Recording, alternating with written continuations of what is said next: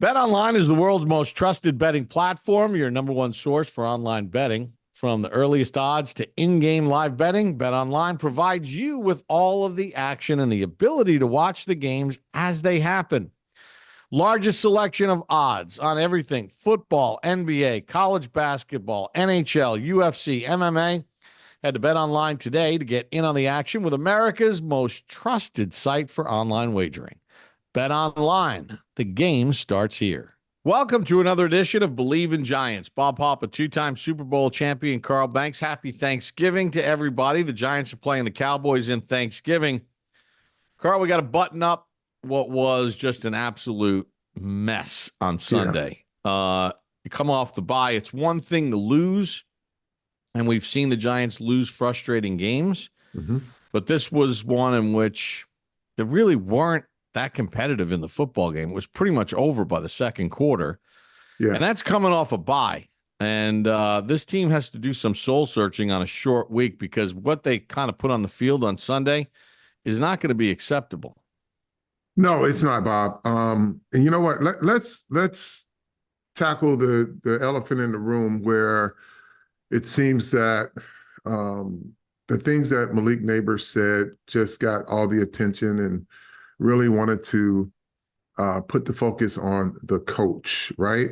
So let's talk about that. So, but before I do, let's talk about what came out of that locker room. I didn't say it.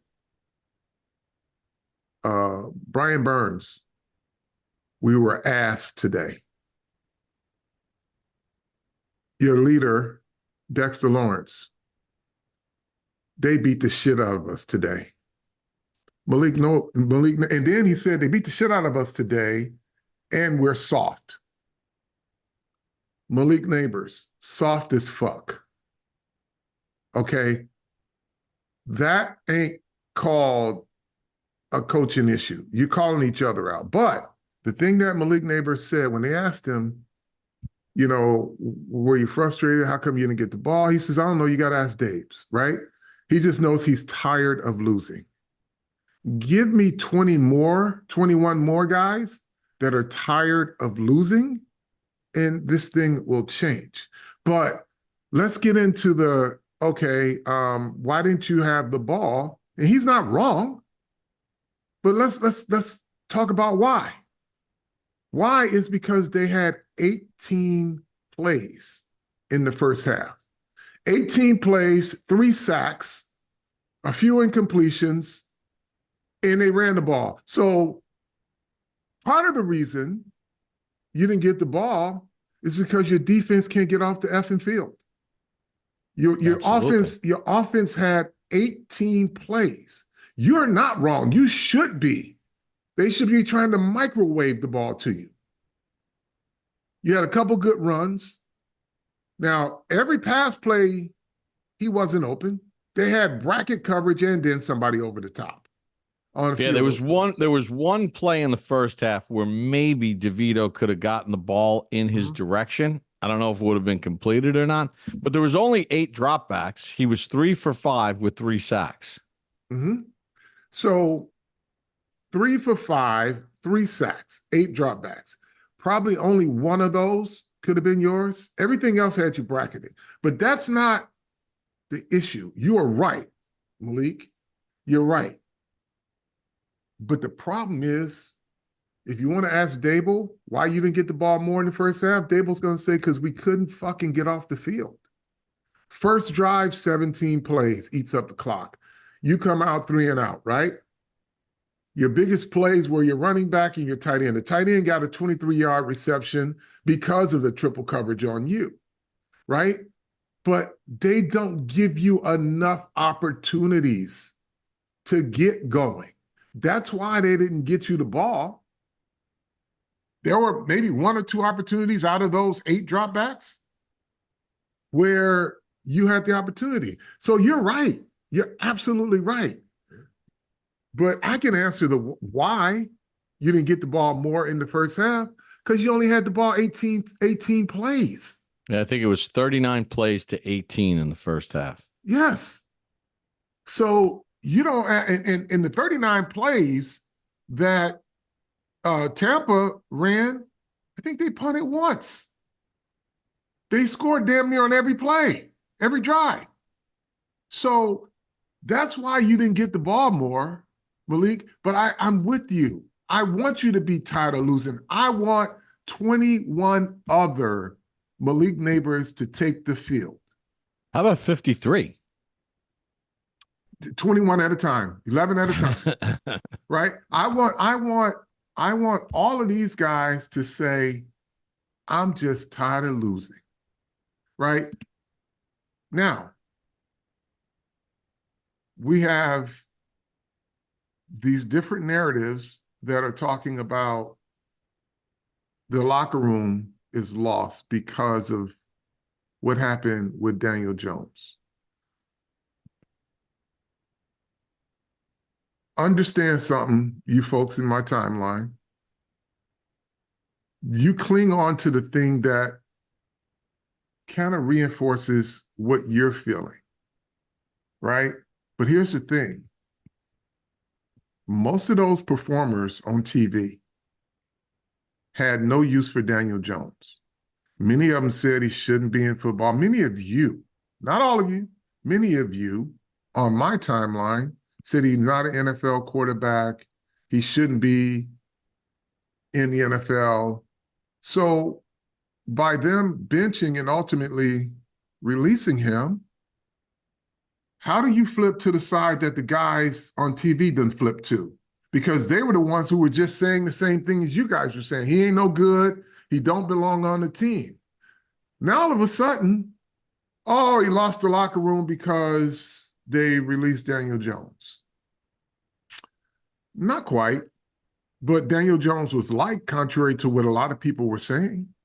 His teammates liked him. His teammates rooted for him. A lot they liked him. His teammates Very rooted popular for him. Yeah. But don't you guys sit there and be the hypocrites and say this is why, because you didn't think he belonged on the team. You didn't think he belonged in the NFL. He's not a good quarterback, right? But now you find out his team does like him. But you can't switch sides and say, well, this is why the morale is down. Maybe it is, right? But you don't get to say that because you didn't want him on the team. So find another target to say why the morale is down.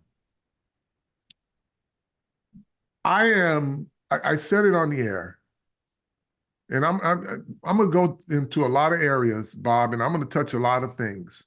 Some of them might not be comfortable for coaches and players, but it's got to be said, and management. Your scheme is only as good as the players executing it. Let me say it again. Your scheme is only as good as the players executing it. I don't sit in any defensive meetings, but I played enough high-level football to know that if you're getting punched in the face with the same two punches every single game, and it's the same results, then you got to do something different too, right? Players ain't off the hook. Okay, scheme, we get to that. You can't tackle for shit. That's why you're giving up all of these big plays, right? Daboll will tell you, and he will tell all of us, all the effort is there. Okay. Yep, they run around, they run fast, and they give the effort. I'm looking for players who can finish the job, right? You put on a uniform and you're a defender. Your job, if you can get to the football, get the ball carrier down. You tackle like crap. Now, schematically, I've already said I'm not sure why Bobby Okereke is not more focal in this schematic. He's your second best defender. By far, your second best. He is missing in action, right? But let me just say this much. They have a scheme where, for whatever it is, now you can say you're not setting the edge and we can't stop the inside zone play, the outside zone play. And we practice it every day. We practice it every day. Here's the thing. Don't be so married to your scheme that you can't make adjustments. See, because I've played enough, like I said, I don't sit in any meetings. I don't know what his philosophy is. I just know what I see. I don't think Shane Bowen's a bad coach, but if you are not getting the same two plays corrected this far into the season, then it's something that has to change. And here's what it is, folks. If they can't stop it, then line them up. This is the adjustment. If you have a player that is struggling in a certain area, you line him up in the area that he's weak in. Meaning, if you can't set the edge, you're lining up in a 9 technique. You're lining up in a 5 technique, right? Because you get hooked more than you get scooped, right? Or cut off. So line them up. Protect against the things you're weak at. That is what adjustments do in a defense. And you might have a great scheme, but it's only as good as the players that execute it. And if you're listen, you have what you have as players, right? So you can't skate and say, well, my players ain't getting it done, and I'm screaming at them. We go over this every week. Well, how about lining them up in their responsibilities where they're weakest, right? If you can't stop an outside zone, line them up in 5 and 9 techniques, right? 5, 7, and 9 techniques, so that you can prevent getting hooked. It's the same place. Inside zone, here's what I know. Nacho is not Dexter Lawrence. They don't have but one Dexter Lawrence. But you don't have another. And they miss A'Shawn Robinson because the young players that they thought could fill A'Shawn Robinson's role have not filled A'Shawn Robinson's role. Meanwhile, he's having an unbelievable year in Carolina. Yeah, that's a whole nother thing, right? Yeah. So you make a decision. Okay, he's gone, Leonard's gone, right? So you have what you have next to Dexter. If they can't do those things, adjust the schematic. Put them in positions that will allow them to guard against the things that they're not good at. There's some value to Nacho. DJ Jamison is not even a factor in this, and probably I don't know. I don't make personnel decisions, but you have what you have.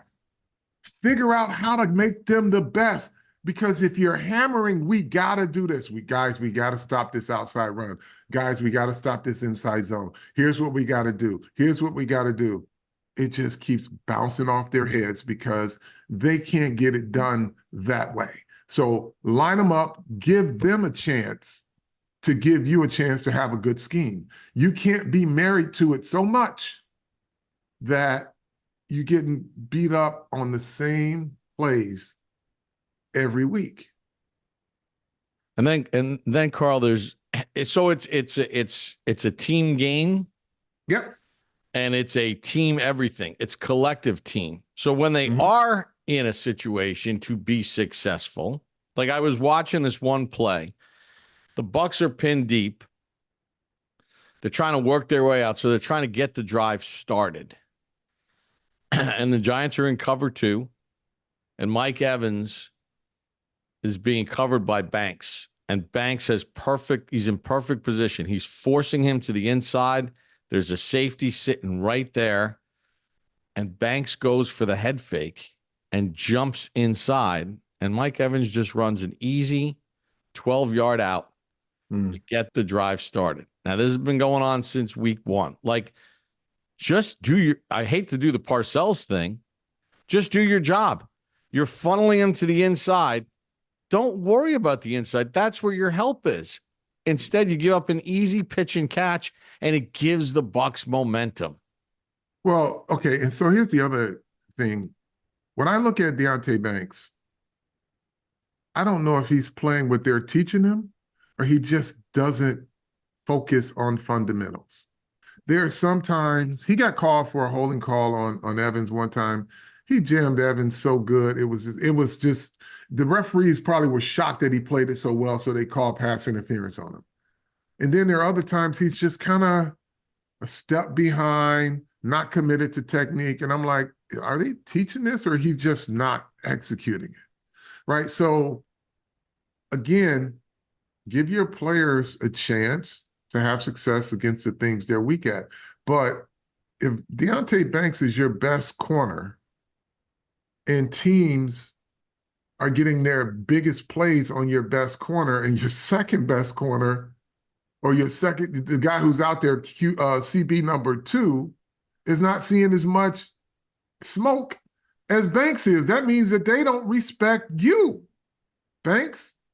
They're getting all their big plays on you, not the other guy. Yeah, we can say, well, yeah, because Banks is covering the number one receiver and they go to their number one receiver. Well, chances are, if you look at it in the Giants case, they're taking the Giants' number one receiver away, and the Giants have to go to another receiver or tight end, right?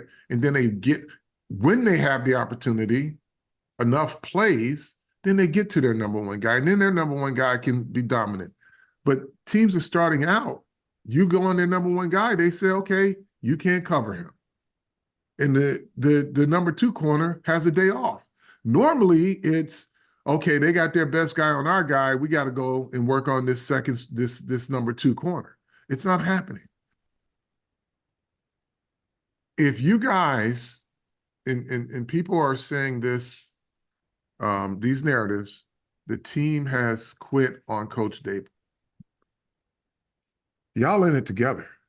So if you quitting on Coach Daboll, you quitting on yourself and on your teammates. You put on the uniform, you collect the check, right? And if you're quitting, this got to be the dumbest fucking quit I've seen, because somebody's beating the pulp out of you and you call yourself quitting. You don't want to play hard?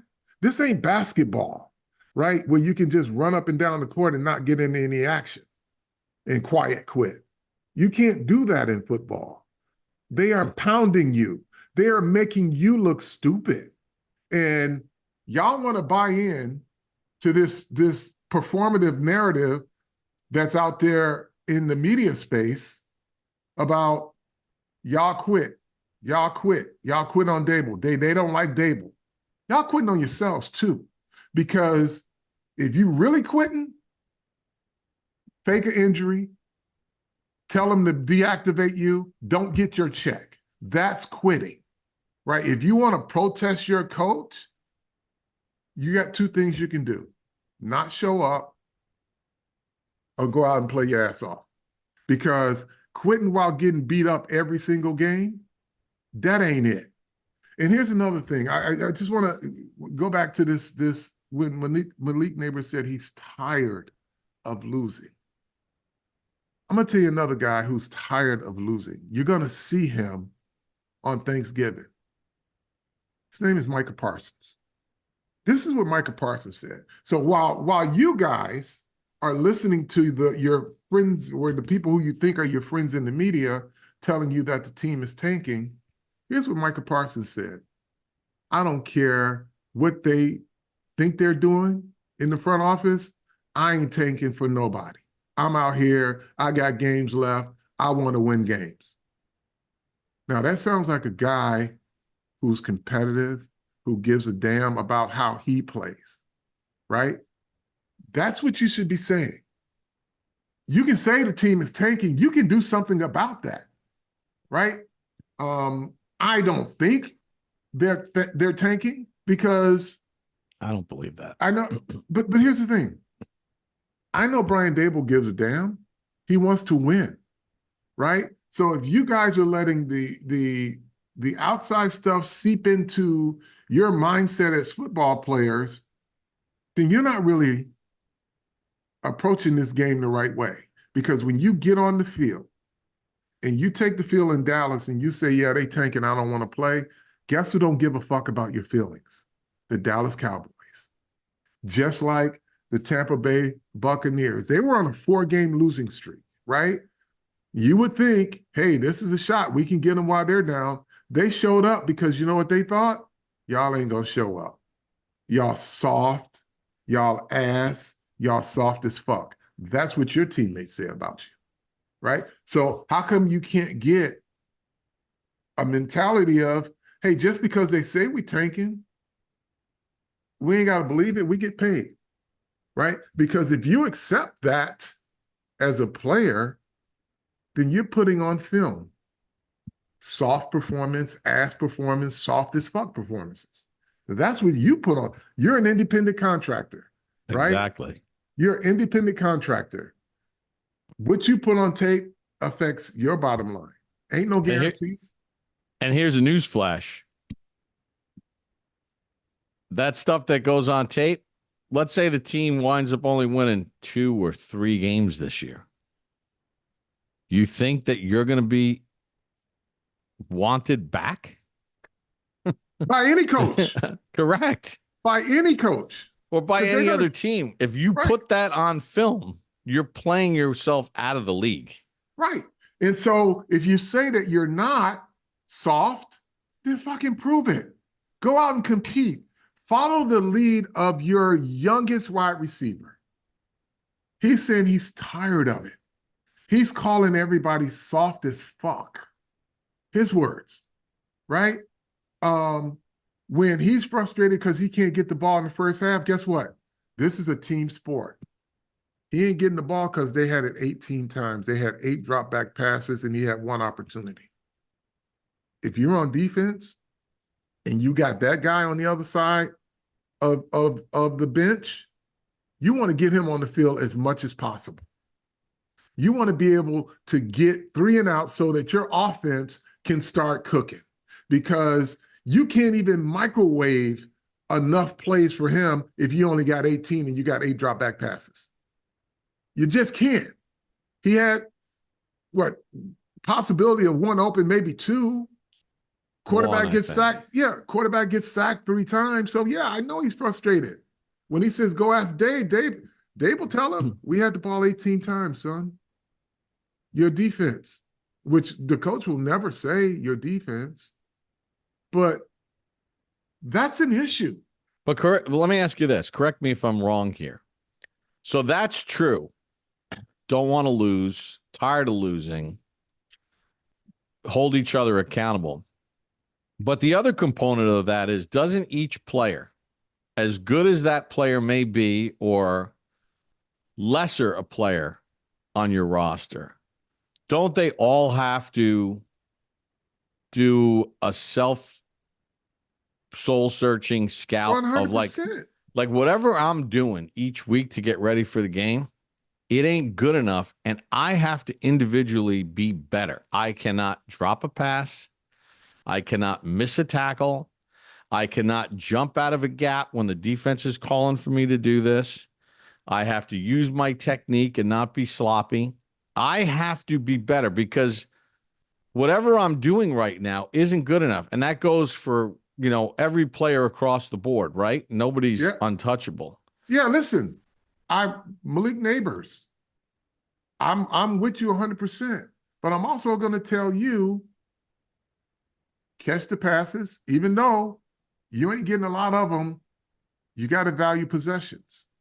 The one sideline catch that was reviewed that the guy knocked the ball out of your hands, don't get lackadaisical, right? Don't leave that up to the officials.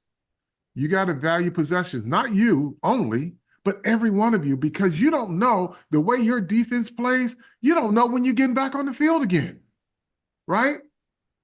Tyrone Tracy, I know you don't try to fumble. You don't, it's not your intention, but you got situational awareness. You're heading into scoring position where you're already in scoring position. Prioritize the possession. Know that the one thing that you can't do is fumble the football. You can say that to yourself. Like, the one thing, it ain't getting into the end zone. Once you get to the 10, 12, 15-yard line, the one thing that ball carrier or that receiver, anybody that handles the football, the one thing that you should say first, your priority is not turning the ball over. After that, everything else is a bonus. I have to talk about that play for a second because it's another lazy narrative, in my opinion. People are like, oh, they had a good drive going. What the hell is Daboll doing running the Wildcat there? Just keep doing what you're doing. Look, if Tyrone Tracy would have fumbled the direct snap, if he would have botched it and mishandled it, that argument might be a legitimate argument because Saquon ran that really well. He had a lot of experience. But all of that part was executed fine. Him fumbling was exactly what you're talking about. Not, oh, why'd they run the Wildcat there? Right. I mean, Tommy DeVito could have taken the snap and handed it to Tyrone Tracy. Once Tracy started running to his left, it didn't matter if it was a direct snap or a handoff. That is correct. That's the kind of stuff that drives me crazy. Don't let it drive you crazy because it's all explainable if people want to, but they want to cling to a narrative that makes it easy. My son Christopher called me last night, and he and my dad, they're like, why'd they have to run the Wildcat? I'm like, it's no different than if they handed it off. If the snap went over his head or he dropped the snap, then you would have had an argument. But he caught it, and he ran to his left, just as if he was handed the ball. Now, okay. Just talked about Tyrone Tracy having to value that possession because you're in scoring. Guess who else has to value the possession? The guys who are blocking for him.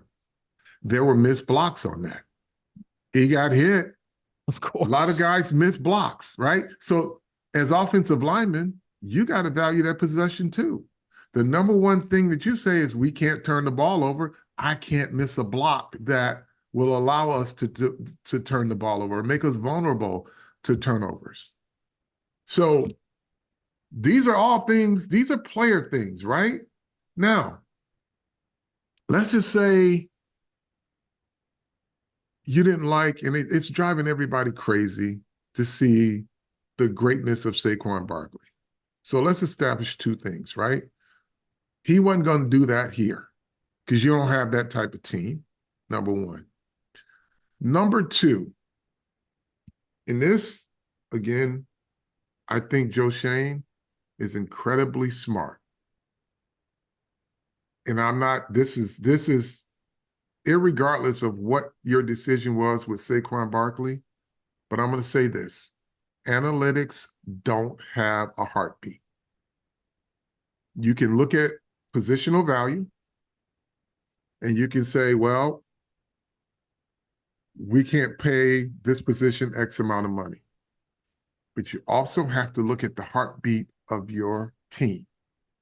You have, again, take Barkley out of it, but you've got to assess what a certain player means to your locker room, to your organization, and dare I say culture, right? And part of that assessment is, okay, we've got the youngest roster in football. If you think that, your new addition of Brian Burns is going to help the leadership aspect of it, or if you think Dexter Lawrence can get the job done and lead these kids, great. You have to be fiscally responsible. But I'm just going to say for anybody in personnel, as analytics become more and more prevalent, and I think they're very useful, they give you a sober look at not being wasteful with your money and making great decisions. But understand you're in a people business. People have emotions, right? And if you have a young, impressionable roster, you have to factor in more than just the positional value. Or you can tell me, no, Carl, I'm going to stick to the dollars and cents of this, and we can, players are interchangeable. They are. But when you have a young roster, you got to make sure that you know the temperature of that roster. Saquon Barkley, that is what it is. He got more money than anybody was going to pay him. And when I talk to the Philly folks, They talk about the same thing you guys used to talk about. What a great kid he is. Not only is he an incredible athlete, he's a great kid, and the locker room loves him. So that doesn't excuse these players because it's no different. He's gone, so it's no different than if he got injured. But I'm just saying too, if you're in personnel, there are a few things, my observations, right? I haven't sat in one personnel meeting, but I've played enough high-level football and I've been in enough locker rooms to know that you have it's nothing wrong with being disliked, but make sure that you understand every dynamic of a player. And if you don't dislike him, because he's not in the case of Saquon, he was a likable guy. So it wasn't like I can't wait to get him off my team type of deal. Right. Then you're saying, I don't care, he can go, right? But that wasn't part of the equation. But the dollars and cents, the analytics of positional value versus human value, you have to factor that in. Also, if you are in the age, here we are again in the analytics age, when you're evaluating players, right? They talk about, guy being the fastest, most athletic, all of these things. Let's just say if you're picking defensive players, you can write all of those things down and you can see where, the draft experts and the personnel people will give you rankings on guys. Find out what's important to your team beyond the height, weight, speed stuff. Find out, I'm saying on the defensive side, find out if he can tackle. Because if he's a 4-4 and another guy is a 4-4-5, but he can tackle, you can work with him. Because the guy that just can run up and down, he'd be great in the relay race. You need a guy who can actually make plays. That's what the league is about. I know it changed, but it's still the same, folks. It's a different era of football than what I played in. But it's still blocking, tackling, throwing, catching, attention to detail, right? And all of that takes a toughness mentality or the mentality to execute those things. So analytics do not have a heartbeat. They have a purpose. They have a big purpose, multi-purpose, right? But there is a human element that you always have to factor in. And if you had a tough decision to make and your owner, I think the owner asked, what does it mean to your locker room? And you told the owner, or if you tell the owner, we'll be okay, then you better go in that locker room and talk to some of your key players to make sure, right? And you say, hey, this is a decision we're about to make. That's not something George Young would do. But we're in a different era of football. Right. There are sensitivities to this thing, right? So you have to do that.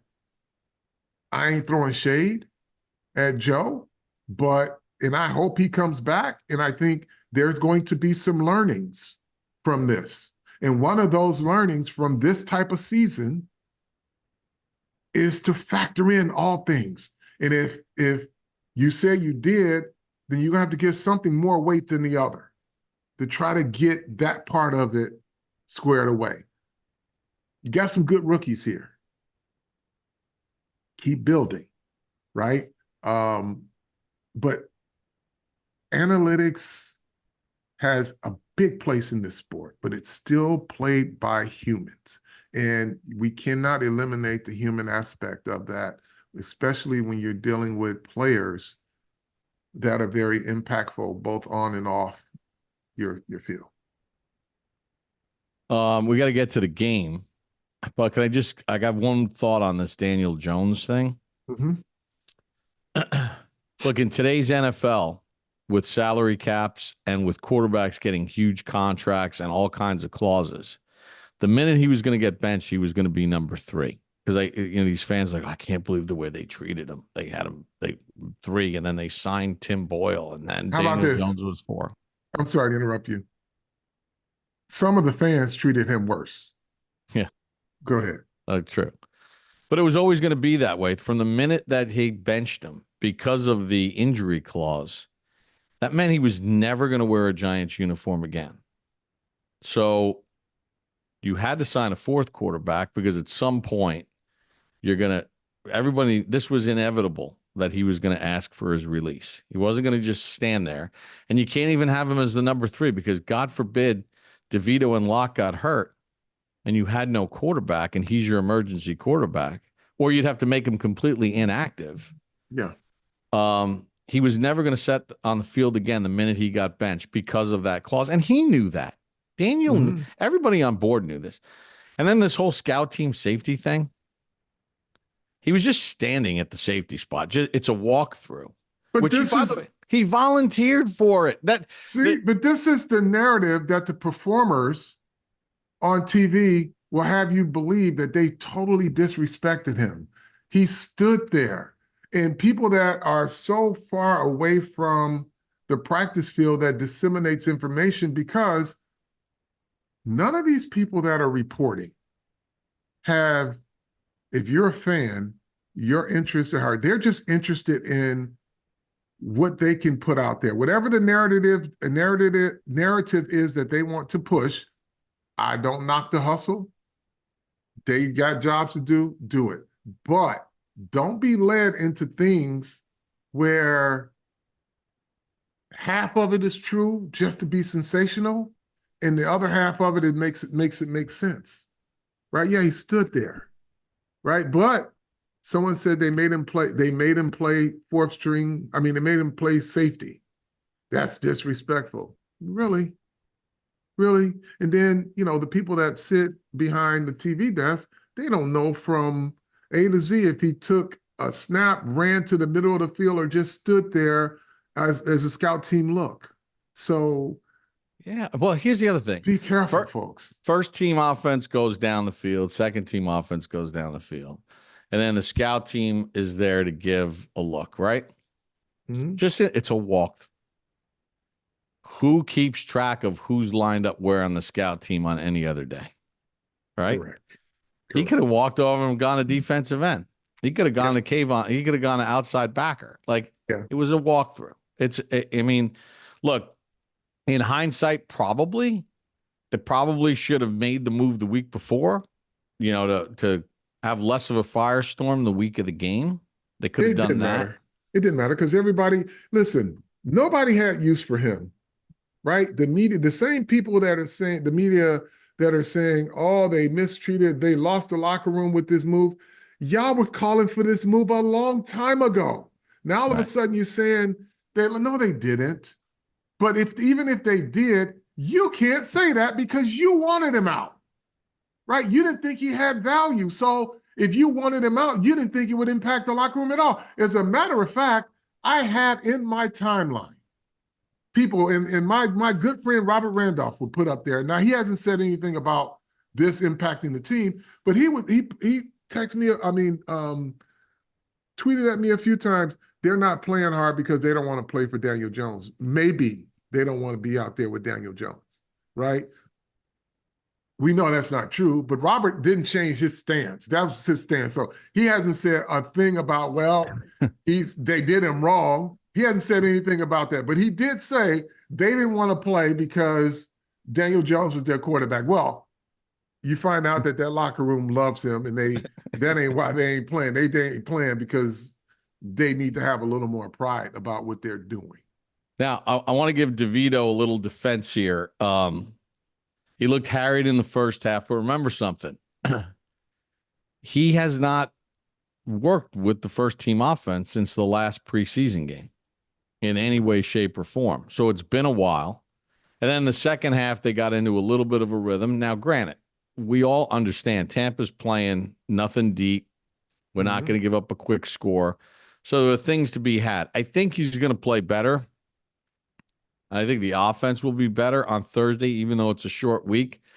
But Carl, just getting into this game, this is a really big game on a lot of levels.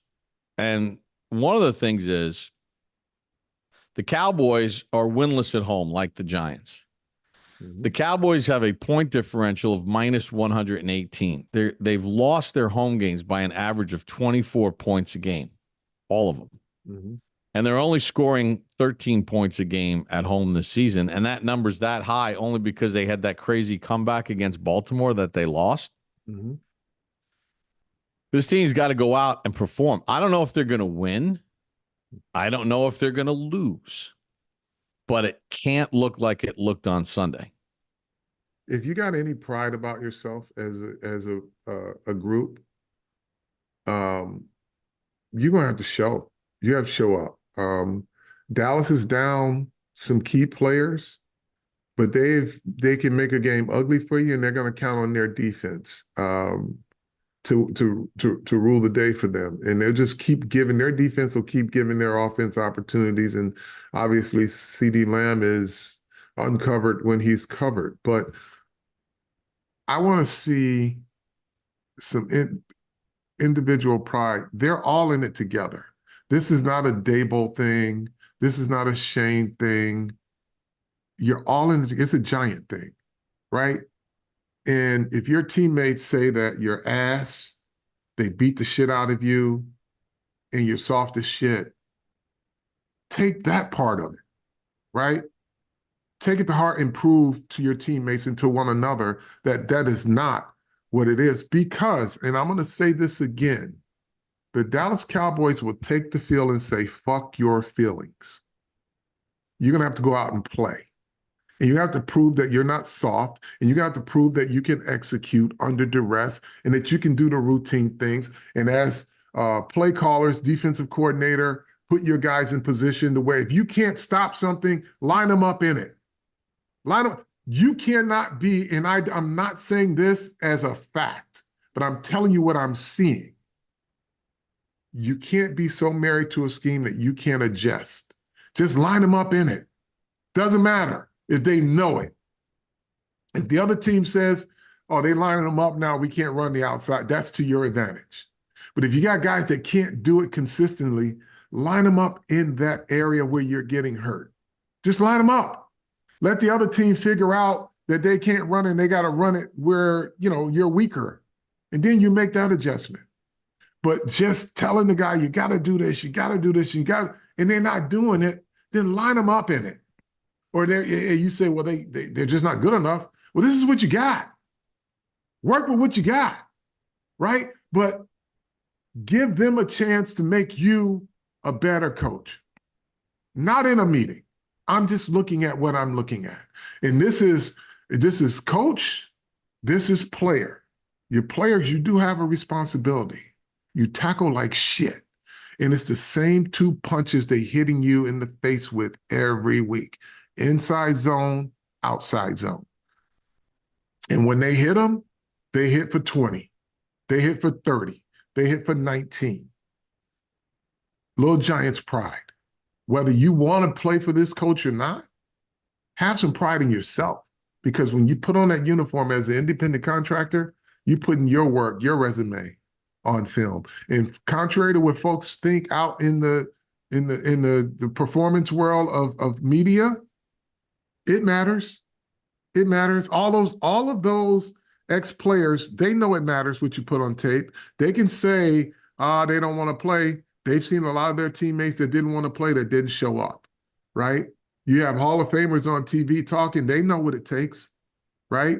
And this whole DeVito thing, well, I heard Alex Smith, quarterback, and I respect a great deal because he's been through a lot, even, resurrecting his career in Kansas City after, taking San Francisco somewhere, and then they found another guy. But he says, well, why did they pay $5 million to Drew Lock and then play Tommy DeVito? To Alex, to every one of you former players, don't act like you don't know how this game works. If a guy beats you out, then that's why, right? If a guy comes in and don't think, and every one of these players knows it, that a player is going to be the same from one year to the next. You fight for your job every year. Just because they gave the guy $5 million, that was an insurance policy. And by the way, that $5 million was middle of the road for a backup quarterback. Low end, actually. It's low end for a backup quarterback. So don't act like it was such a great amount of money. It was an insurance policy. But don't you sit there as former players and say, they gave the guy $5 million and then they all of a sudden put Tommy DeVito. Well, because Tommy DeVito outplayed him. That's why. And in the world of football that I know, that every one of those guys know, if the guy outperforms you, it doesn't matter how much they pay on the other guy.